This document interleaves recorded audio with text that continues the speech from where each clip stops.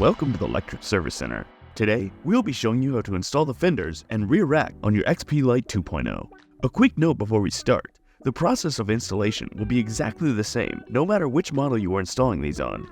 So even though we are making this installation on an XP Lite with a chain, you can still follow this video if you have an XP Lite JW Black. Before we begin, you will need to make sure you have some tools ready to go. You will need a 10mm and an 8mm box wrench, zip ties, flush cutters, a Phillips head screwdriver, a 4mm and a 5mm hex wrench, a hand ratchet, a torque wrench, and a 17mm long socket.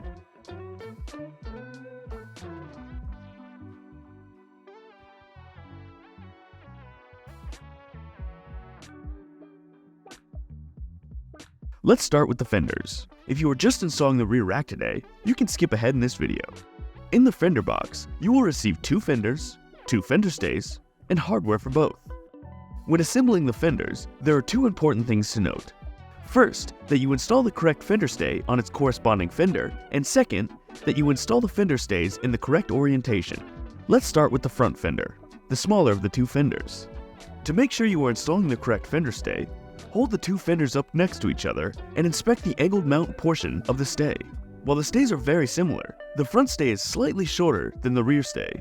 The shorter of the two is the front fender stay, and the longer of the two is the rear fender stay. A quick note, if one of your fender stays is much straighter than the other, this will be the rear fender stay. Once you have confirmed which stay is to be installed on the front fender, you can begin assembling the fender. The fender stay will be installed in between the two holes on the rear side of the front fender.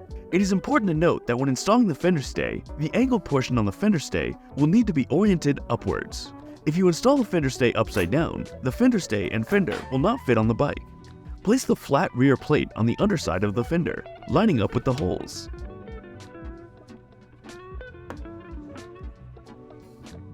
Then, place the stay bracket on the top side of the fender, lining up with those holes. Screw in one of the Phillips head screws, but keep it loose enough so that you are able to slide the fender stay underneath it. Slide the fender stay into the bracket, again, making sure that the angled portion of the stay is facing upwards. Screw the second Phillips head screw into the bracket.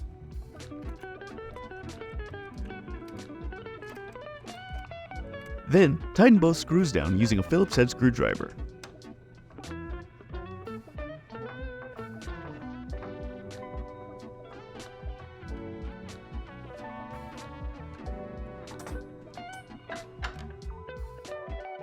Now you will be repeating this process on the rear fender. The rear fender is the larger of the two fenders.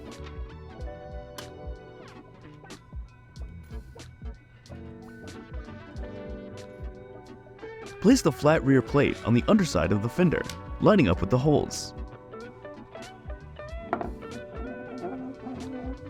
Then, place the stay bracket on the top side of the fender, lining up with those holes. Screw in one of the Phillips head screws, but keep it loose enough so that you are able to slide the fender stay underneath it.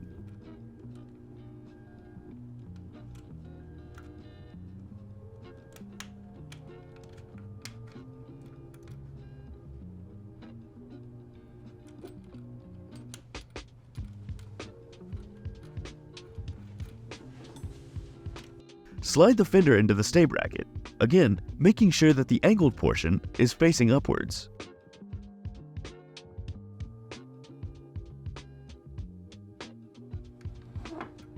Screw the second Phillips head screw into the bracket.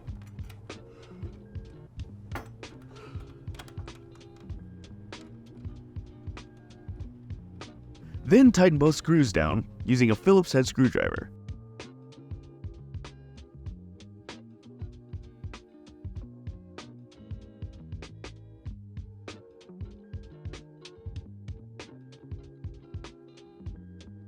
Now that the fenders have been assembled, we can move on to installing them on the XP Lite. To install the front fender, you'll need to remove the front light. Using a 5mm hex wrench and a 10mm box wrench to hold the rear nut into place, unscrew the bolt holding the light in place.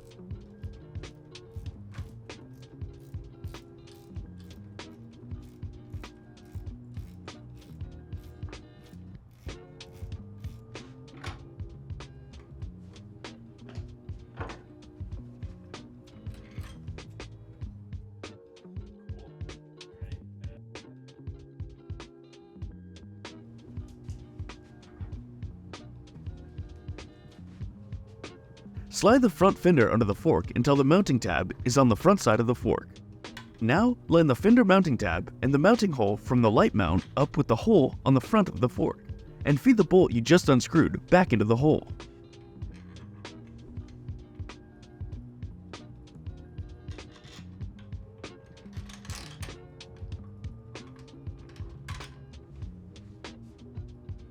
Place the nut on the back of the bolt, but don't tighten it down all the way, as you may need to adjust the height once you mount the fender stays. Now, down at the bottom of the front fork, next to the dropouts on either side of the fork, there's a 4mm bolt that will need to be removed and used to mount the fender stay. Remove that bolt with a 5mm hex wrench on both sides of the fork.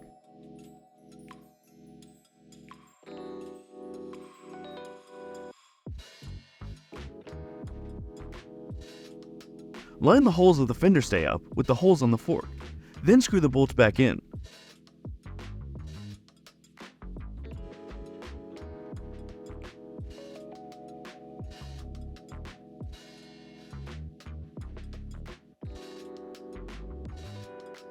Back up at the light, if necessary, adjust the height of the fenders so that it does not rub on the tire when the wheel is spun, then tighten the bolt all the way down.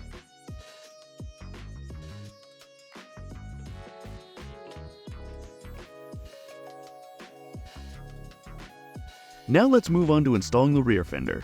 In order to install the rear fender, you'll need to remove the rear wheel, and in order to do that, you'll need to unplug the motor cable. Snip the two zip ties holding the motor cable into place.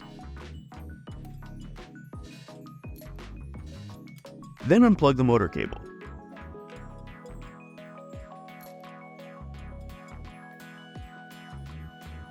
Now, using a 4mm hex wrench, loosen and remove the bolts holding the torque arm into place. Do this on both sides of the bike. Next, using a hand ratchet and a 17mm long socket, loosen the axle bolt. You don't need to fully remove these bolts though. Do this on both sides of the bike. Once both axle bolts are loose, you'll be able to drop the rear wheel out of the dropouts. You can let the chain hang out of the way for now. On the rear fender, there are two mounting holes that will line up with the two mounting points on the frame of the bike. Line the two holes on the fender with the two mounting points on the frame of the bike. Then, making sure you use a washer to reduce rattle, screw in the Phillips head screws.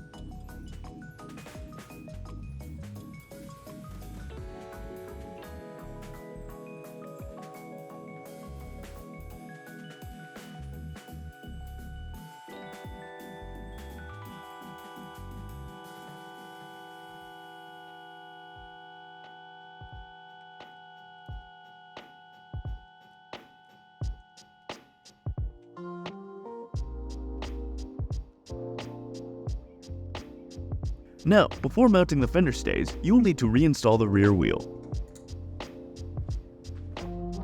Make sure the chain is on the rear cog, then place the axle into the rear dropouts. When placing the rear wheel into the dropouts, make sure everything is in the right place. Make sure the outer washer and the torque arms are on the outside of the dropout, and the inner notched washer is on the inside of the dropout, with the notch in the opening of the dropout. This will be the same on both sides of the bike. Once the wheel is seated into the rear dropouts, tighten the axle bolts enough so that the wheel will stay in the dropouts by itself. Now, line the holes of the fender stays up with the holes in the torque arms. And use a 4mm hex wrench to screw in the torque arm bolt.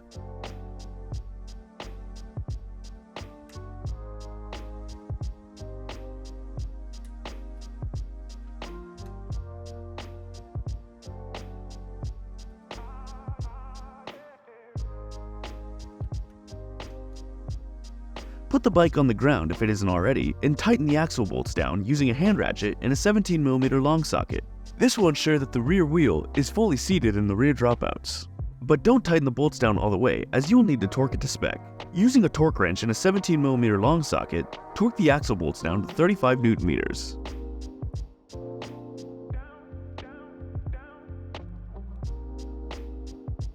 Once the rear wheel has been installed, go ahead and plug the motor cable back in.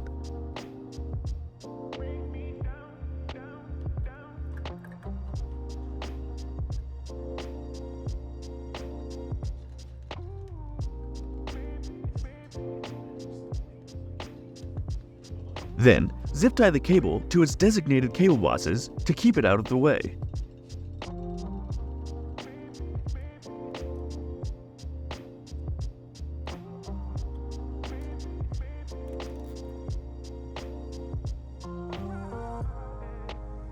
Snip the excess. Now we can move on to installing the rear rack. You will be installing the rear light that is already on the XP Lite onto the rear rack, so you'll need to start this process by unplugging the rear light cable.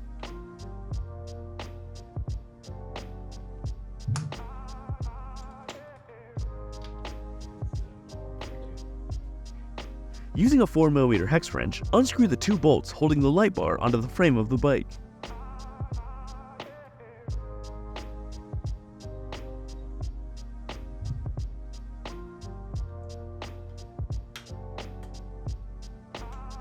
The rear light will need to be installed on the rear light mount on the rear rack, but first, the light needs to be removed from the light bar.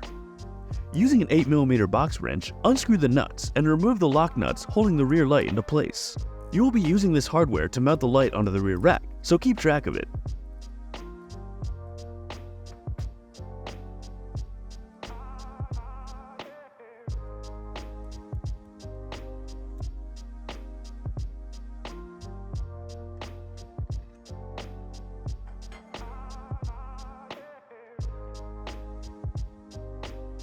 Once the rear light has been removed from the light bar, line the 2 mounting posts on the back of the light with the 2 mounting points on the rear rack. A note, the quick plug cable does not fit through the bottom hole on the mount point, so the light cable will be pressed against the light in the light mounting tab. Using the same hardware from before, place a lock nut on each mounting post, then screw the nuts on with an 8mm box wrench.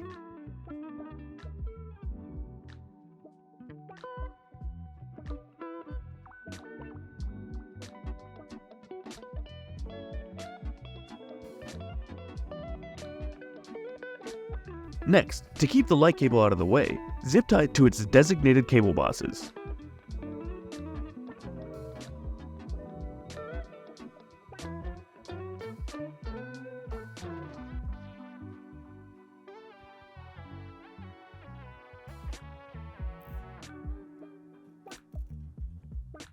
Snip the excess.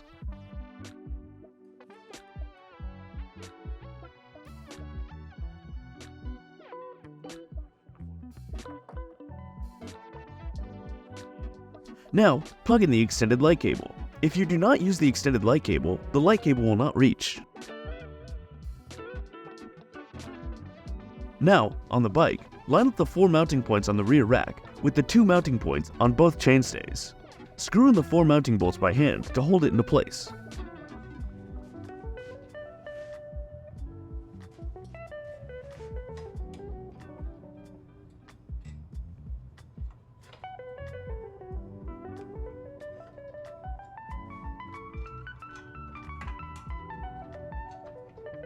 Then, using a 4mm hex wrench, screw the bolts in all the way.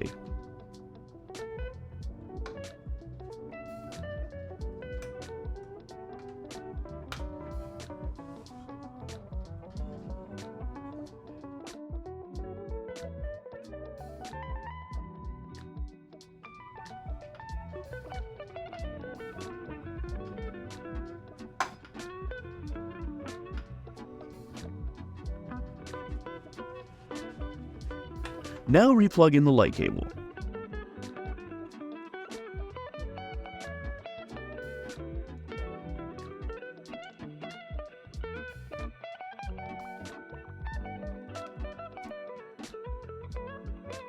Then zip tie the cable into its designated cable bosses on the chainstay to keep it out of the way.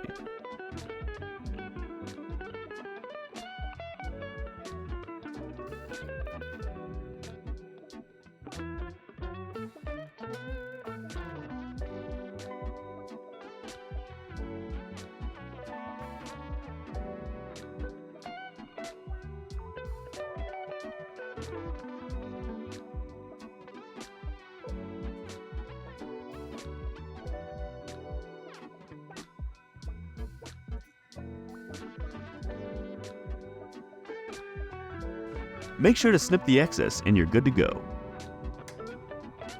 If you have any questions about this process, please feel free to reach out to our customer support team at contact@lectricebikes.com or by giving us a call at 602-715-0907. Thanks for watching.